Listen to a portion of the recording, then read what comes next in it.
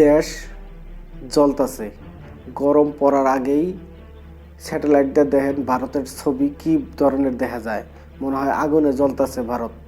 Even middle east কিছু country যেমন Saudi Arabia, Oman, Sudan, Africa মহাদেশের কিছু দেশের থেকেও ভারতে বর্তমান বেশি গরম পড়ছে। গরম পড়েই নাই, তাই এই অবস্থা ভারতের। তাহলে যখন গরম পড়বো জুন জুলাইতে কি অবস্থা হবো আপনার ভাইবা দেখেন। আর এই গরমের জন্য ভারতের মানুষ গরিব হব।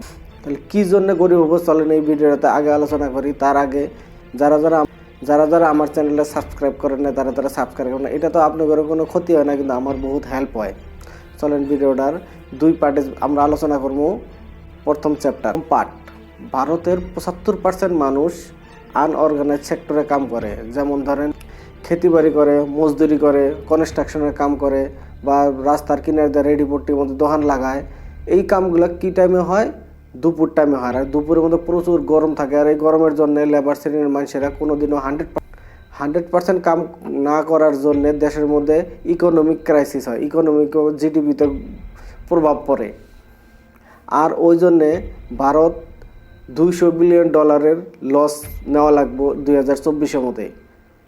আমগো ভারত সরকার শিক্ষার উপরে 2% খরচা করে, কিন্তু যদি এই গরমের মধ্যে মানুষের প্রোডাক্টিভিটি কম হয়, মানে ইনকাম কম হয়, তাহলে জিডিপিতে লস হবো। লস হলে আর এমনও হবার পায় যে এডুকেশন সেক্টরে, হেলথ সেক্টরে আমগরে এই 2%-এর জায়গায় 0.1%, 0.2% কমে যাওয়ার পায়।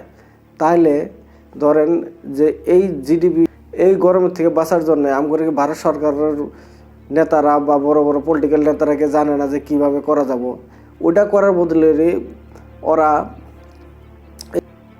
ক্লাইমেট চেঞ্জের উপরে লাদাখের সুনম ওয়াংচুক আজকে 6 মাস থেকে ধর্ণা প্রদর্শন করতেছে। ওই ধর্ণা প্রদর্শনের গুরুত্ব দেওয়ার পরিবর্তে ওই লাদাখের মধ্যে আপনার কি করছে, 144 দ্বারা লাগাই দিয়ে মানুষের মুখ বন্ধ করে দিতেছে। তাহলে চিন্তা করেন যে যদি ক্লাইমেট চেঞ্জটা আমাদের যদি সরকারের কাছে কোনো গুরুত্বই নাই, তাহলে কিভাবে আমাদের দেশের মানুষ এই গরমের থেকে বাঁচব? এখন আপনারা সব ব্যাপার পান যে গরম হলে তো কী হলো, যারা দরিদ্র মানুষ, যারা বড় পয়সাওয়ালা মানুষ, তারা তো এসি লাগায়। এসিতে কোনো দিন গরম কমে না, কারণ এসিতে গরম আরও বাড়বো। একটা সমীক্ষা পাওয়া গেছে ভারতের শতকরা 28টা বাড়িতে বর্তমান এসি লাগানো আছে। আমেরিকাতে শতকরা 80 জন মানুষের বাড়িতে এসি লাগানো আছে। এখন চায়নাতে প্রায় 100 ভাগ মানুষের বাড়িতেই এসি লাগানো আছে।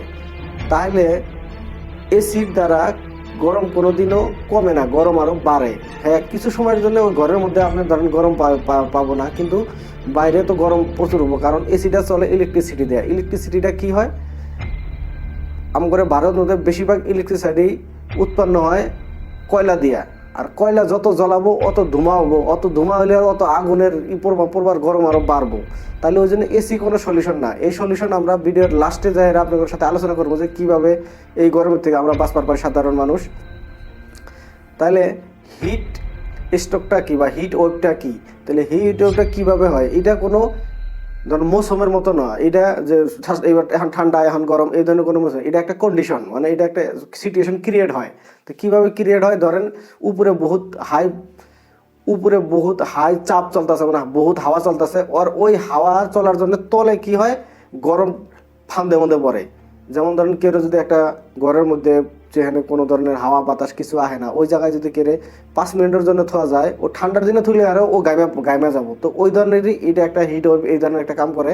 উপরে হাই চাপের জন্য নিচে কি হয়, গরম আস্তে আস্তে নিচে আহেরা বাতাসগুলোর হাতে আরও গরম, এমন গরম করে ওই গরমটা কি হয় মানুষের শরীরে লাগার হাতে মানুষের ডিহাইড্রেট শুরু হয়ে যায়। মানে মানুষের শরীর থেকে সেকেন্ডের মধ্যে মানুষের শরীরের মধ্যে পানি শুকায় হেলাই দেয়, মাথা ঘুরানি দিব, চোখ আন্দাজ দিয়ে পড়ে যাব, মানে নানান নমুনার ওই গরমের মধ্যে আপনার প্রবলেম সৃষ্টি হয় মানুষের শরীরের মধ্যে। তাহলে এই হিট ওয়েভ থেকে বাঁচার জন্য আমরা যেগুলো মানুষের পয়সাপাতি নাই, ওরকম এসি নাই, ওরকম বাড়িঘর নাই, তাহলে তারা কী ধরনেরভাবে বাঁচতে পায়? তাহলে চিন্তা করেন যে একটাই পদ্ধতি আছে। এই ছবিটাতে দেখেন মুম্বাইয়ের একটা ম্যাপ। এই ম্যাপটাতে দেখেন যে মুম্বাইয়ের একটা ম্যাপ, যে জায়গাতে গাছ গুজালে বেশি ওই জায়গাতে হিটের সংখ্যা দেখেন কম, আর যে জায়গাতে গাছ গুজালে এটা ওই সাইডে দেখেন কি ধরনের লাল হয়ে আছে, আর বাকি জায়গাটা গ্রিন দেখা গেছে। তাইলে কি গাছে কি ধরনের আপনার সমাধান করব? সব থেকে বেশি হইলো আপনার নিম গাছ, আম গাছ আর বট গাছ। তো ধরেন আমরা তো আম সবাই খাই, কিন্তু আমরা কি করি খাই কিনা খামু, গাছ লাগামু না। এখন আগের মানুষের বাড়িতে যে এত গাছ গুজালি আসল, এখন কিন্তু মানুষের বাড়িতে গাছ গুজালি একদম কমে গেছে। কয়জনের বাড়িতে আম গাছ আছে এখন? শতকরা ধরেন এখন বেশি বেশি যদি থাকে, আমি তো দেখি 50%-এর উপরে নাই।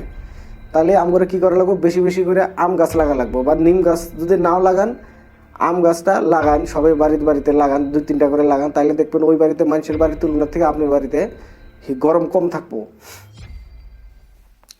আর এই গরমের মধ্যে যারা বাইরে কাম টাম করেন তারা কি করা লাগবো, যখনই আপনার ফিল হচ্ছে যে এখন আমার অত অসহ্য লাগতেছে, তখন আপনার কি করা লাগবো, ওই টাইপে কাম বাদ দিয়ে হেরে আপনি 5 মিনিট, 10 মিনিট, 15 মিনিট, 20 মিনিট পুরো রেস্ট নেওয়া লাগবে। ছানার মধ্যে যায় পানি টানি কি করা লাগবে, হাত মুখ ধোয়া লাগবো।